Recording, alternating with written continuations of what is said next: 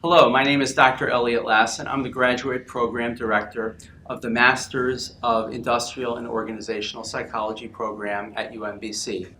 What you're about to see today is a webinar that will describe the various aspects of our program, what makes our program unique and special. I will be talking about the academic requirements and the academic features of our program. I'll also be touching on some of the experiential aspects that are outside of the classroom, which really present some great opportunities for our students. And then at the conclusion, there will be the practical aspects of how to apply for our program at UMBC. We look forward to hearing from you afterwards, and please enjoy today's webinar.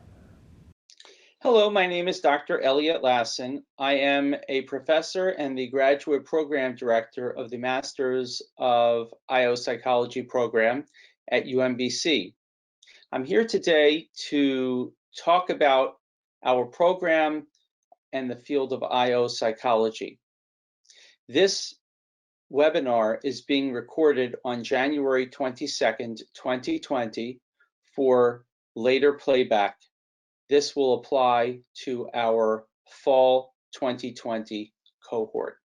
With that in mind, let us begin. What I hope to cover today are some of the aspects of our program and our university, UMBC, University of Maryland, Baltimore County. I'm going to also touch upon the field of IO psychology, different career pathways and opportunities. And then I'll deep dive into some of the specifics of our program.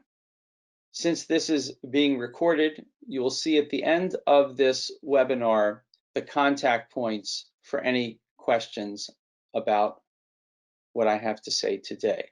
As you can see from the map displayed in the current slide, program is based in Rockville, Maryland, hosted by the universities at Shady Grove. The universities at Shady Grove houses 9 different universities and programs. The main campus, as you can see in the upper right-hand copy point in the map, is located in Baltimore, Maryland. For the most part, all of our students will be taking classes at the universities at Shady Grove campus in Rockville. Our program was founded in 2008, so we have over 10 years worth of graduates who are in the workforce leveraging their degree. Our program is an applied one. It's a terminal master's program, which means that our students will come out of the program with their master's degree.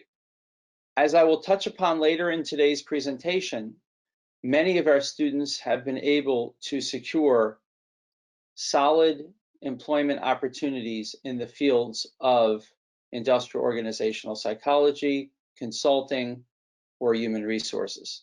Let's talk a little bit about IO psychology, industrial organizational psychology. As many know, the definition of psychology in general is the scientific study of human behavior. In defining IO psychology, it would be appropriate to substitute the word workplace into that definition, arriving at the scientific study of workplace behavior. Workplace behavior, of course, is something that we know quite a bit about because those of us who are in the workplace engage in behavior much of our waking day. What separates IO psychology from a more casual observation of the workplace is that we come from the perspective of scientific study, using scientific methods. Now, while our program is not a research-based program, research presents the foundation for our field. So let's use that as our working definition of IO psychology. As you can see around the circle that you see on the screen, There are certain areas of workplace behavior, both from a scientific as well as from a practitioner perspective, in which we are engaged. So, for example, at the top of the wheel, you have organizational development.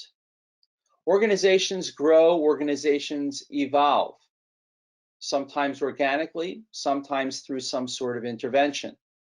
We have coursework in our program that will address organizational development, whether it's a course in training or organizational behavior. Another aspect of IO psychology is that it has critical relevance to industry. Industry does not always mean factories. In fact, for the most part, we don't deal with factories in most of our courses. Industry includes organizations that are for-profit, nonprofit, government organizations, all types of organizations. But as these things go, we deal with behavior, we deal with change in those organizations, and we feel that this particular degree and program is going to be relevant for many different fields.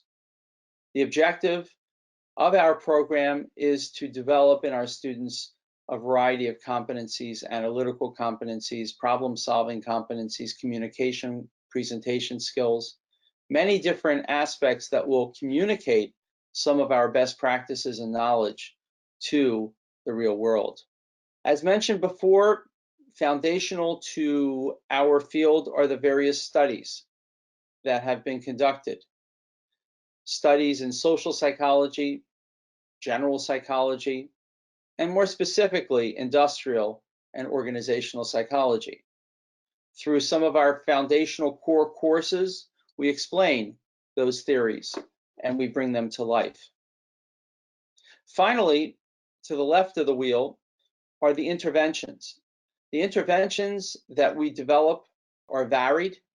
So, for example, in our final semester, all of our students will take a capstone course that I will reference later. And that would be an example of a concrete intervention that is conducted in a real organization. But we will study those types of interventions prior to the student going out to the capstone assignment. Where do IO psychologists work, or where do those who have a background in IO find their place? Now, I should mention that many of our students already work, and some of them will use our degree to make the transition into IO or human resources. Others will use the competencies and skills that they develop in our program and apply them to their current jobs. As you can see, the various bullet points that I've set up here on the slide, you can see the various employment sectors and environments in which our students and others in our field work. First would include government, different levels of government, federal, state, local, city, county governments. Those are organizations that function, that grow in the same way that other organizations grow, including private sector, for-profit organizations. IO psychology professionals will also work in the areas of consulting, either as an internal consultant, perhaps with that job title, or as an external consultant, working for a consulting firm, large, medium, small, or even as an independent single practitioner consultant. IOs also support organizations that are in the nonprofit space, that have their own mission, that is not in a for-profit motive. IO psychologists will also work in higher education, both from an organizational infrastructure as well as in the teaching and mentoring of students, both full-time or as adjunct professors. Finally, another type of environment includes social science research organizations, where students, graduates of IO psychology programs will apply some of their analytical or statistical skills for behavioral modeling or for data analysis, large-scale projects, of surveys and the like. As you can see, the space for IOs in the employment realm is quite varied. I often get the question, what is the difference between IO and HR? And a colleague once mentioned that really it's two sides of the same coin.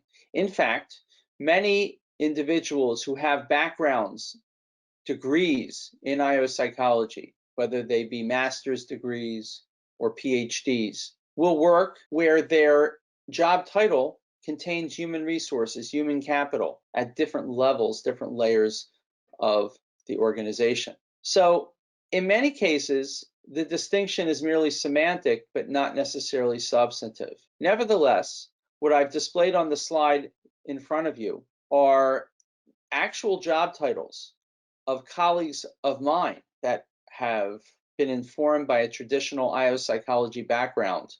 And I took these from LinkedIn and other email signatures just to show you that jobs in IO psychology don't necessarily have to have the word IO or psychology to define them or to label them. Human capital consultant, talent management, management analyst on one side. Under human resources, you might see talent acquisition, chief human resources officer, HR specialist, manager, director. So really, it's a matter of time and place, but at the core are the competencies and skills that will be of an advantage to an individual working in these positions in the organizational types from the previous slide. We did a survey a couple of years ago of our students and graduates to get a sense of where they end up, where they have been. And as you can see on this particular slide from the survey, I think this captures who our students are, where our graduates go. I'll include a piece of information that I think is very relevant to potential applicants. We are a part-time program where most of our students will take 6 credits a semester, which amounts in the fall and spring terms to 2 nights a week, 2 courses. Our courses are scheduled in the evenings to make them employment friendly. So it's no surprise that close to 60% of our current students will be working full time. We have a pretty good track record of our alumni. 96% of our alumni are employed, a majority working in the fields of HR and IO. We've got a good track record of placement in terms of jobs and internships. In fact, I regularly will send those out by email to our listserv to current students, as well as graduates of our program with whom we still keep connected, because there might be some opportunities that I learn about that could be of relevance to them. So those are some statistics about our students and graduates. I also have on this slide names of organizations and job titles, actual job titles of some of our students. As you can see, we in fact even have an international footprint.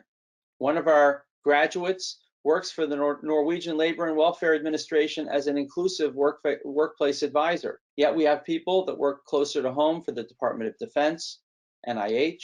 We have individuals who work in selection for private sector companies such as Wells Fargo, and in HR positions with nonprofits like the American Humane Society. This is just a snapshot of where some of our alumni work. And in fact, if there are potential applicants that are interested in connecting with any of our alumni or current students, we'd be happy to facilitate that. In this slide, I start to take a little bit of a focus on the details of our program. Certainly, there's a lot more to share. So this is, to some extent, the high-level overview, but there'll be some detail in the coming slides. Our master's degree is made up of 10 courses, each 3 credits. Our requirements include 5 core or foundational courses, 4 elective courses, and I'll just accentuate the point with the elective courses, that this provides students with a certain level of flexibility to take courses that they feel are relevant to them. They feel are relevant to their current careers or their career trajectory. So there's quite a few, as you'll see in our coming slide, You'll see the different course names, but suffice it to say at this point that there's a great amount of flexibility. I also mentioned the final semester capstone course, which makes up the last 3 credits of our course of study. And that is an applied consulting project that our students will do over the course of a single semester, where the student will envision, propose, execute, and present an applied project reflecting work that he or she has done in an actual organization over the course of the semester. This capstone is advised by one of our instructors that provides support along the way. While this is a busy slide, it's an informative one in that it has the courses broken down by core, specialty, or elective courses. And we also try to give our students a sense of what courses are offered when, because this will help with academic advising and planning. And you can see that we run courses throughout the year, including fall, spring, 2 summer semesters.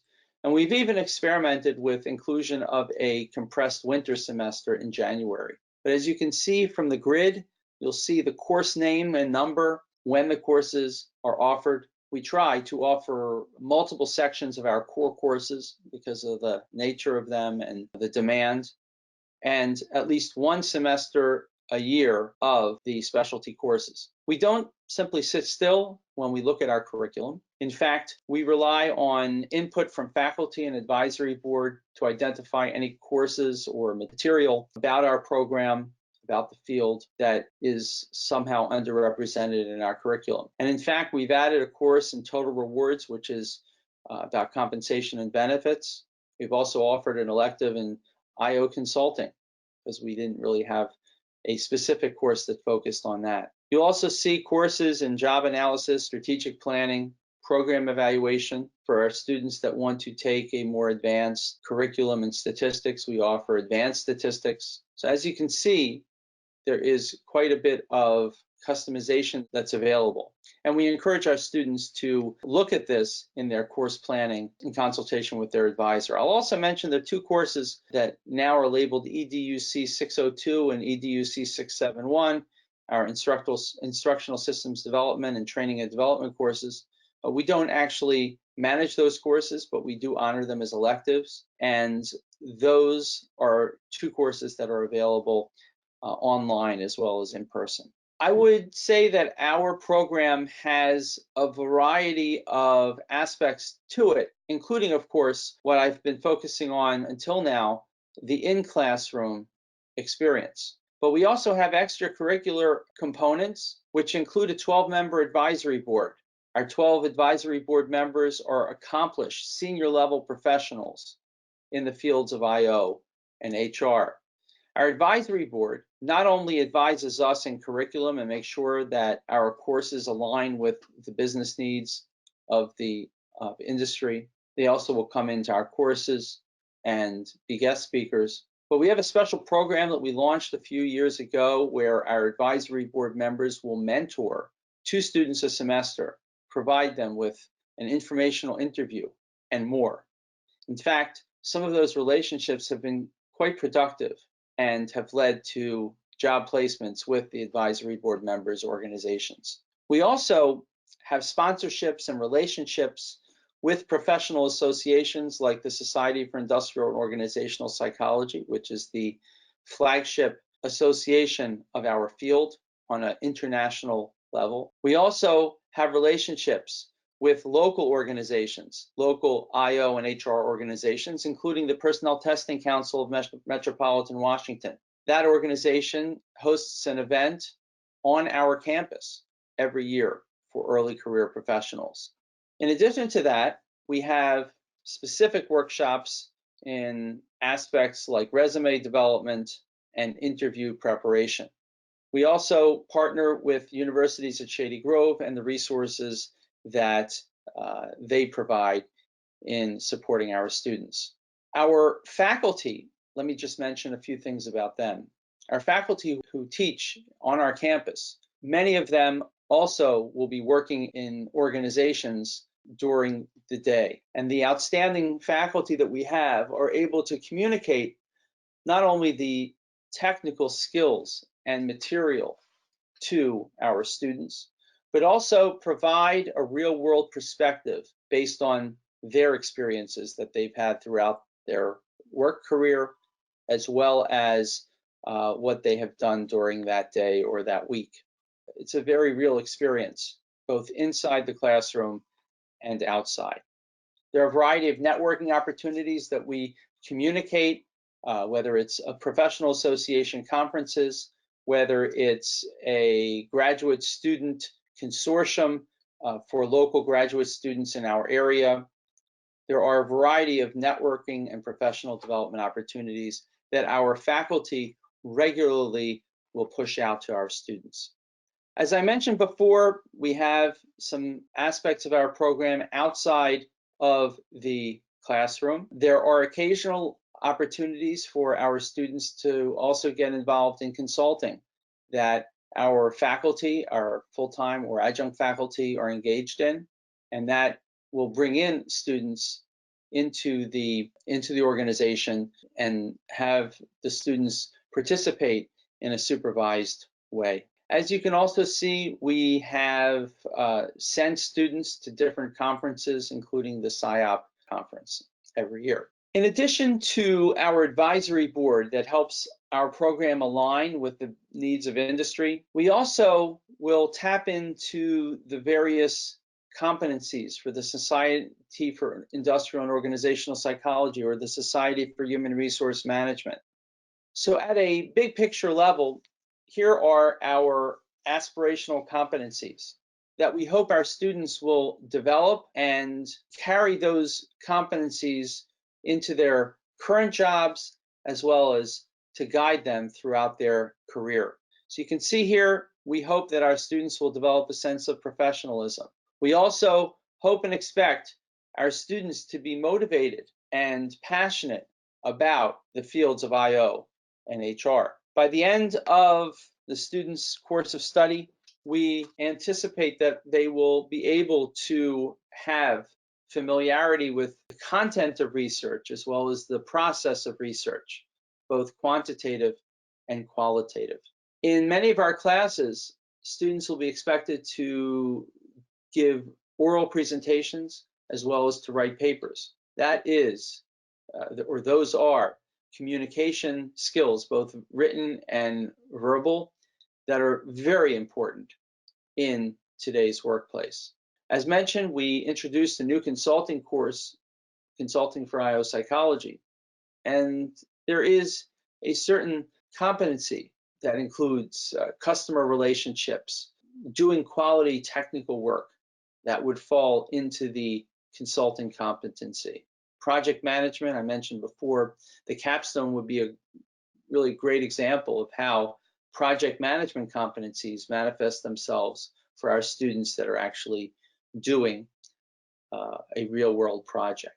Some specifics about our application process and what is expected. Our application portal can be found through our website, whose link is on the slide that you see in front of you. That will take you to the new UMBC graduate application. As part of the application, we expect applicants to prepare a goal statement about how our program will align with not only their background, but also their hopes and aspirations professionally, whether they're interested in HR, talent management, or other areas, and how our course of study, based on a review of our curriculum, how a student sees our course of study to be beneficial to attain those goals. Of course, we ask for transcripts. We will review unofficial copies. We do ask for letters of recommendation and ratings, preferably from academics who are able to weigh in on academic potential. We ask for an indication of an applicant's work experience, both current as well as previous work experience, that will inform our decision. I'll also mention that unlike some programs, we do not require the GRE. In our review process, we will look to make sure that our students will have the academic background, which would include either a bachelor's degree in psychology or a bachelor's degree in another field, but a transcript that contains Introduction to Psychology and a Statistics or Research Methods course. We do have a standard as per the Graduate School of UMBC of a 3.0 or above grade point average. As mentioned, we also look for a focused goal statement that shows an understanding of our field and an alignment of our program with career goals. We look at ratings from the recommenders. That helps us gain a window into an applicant's potential. And since we are a Master's of Professional Studies, we are aligned with a curriculum that will support a current employee. So we look for some level of work experience or internship that will enrich and inform an applicant before she or he comes into our program. We take a holistic approach in looking at the application materials, and our review committee takes a look at everything you see here on this screen. I will conclude this presentation with the various contact points. You'll see my contact information as Graduate Program Director, my email address. That's the best way to contact me. My colleague, Dr. Alyssa Abad, who serves as the Assistant Graduate Program Director. The general website, we have the email address for administrative questions. That's sgprofessionalprograms@umbc.edu. And there might be some other websites that at some point might be relevant, including the graduate school, as well as universities at Shady Grove. I hope that I've been able to cover and address many of the aspects of our program and IO psychology.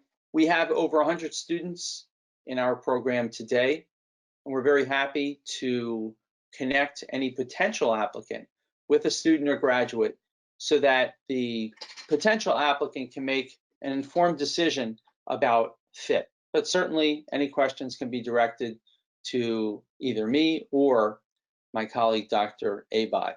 I look forward to seeing many of your applications come in, and I wish you well in all of your future endeavors.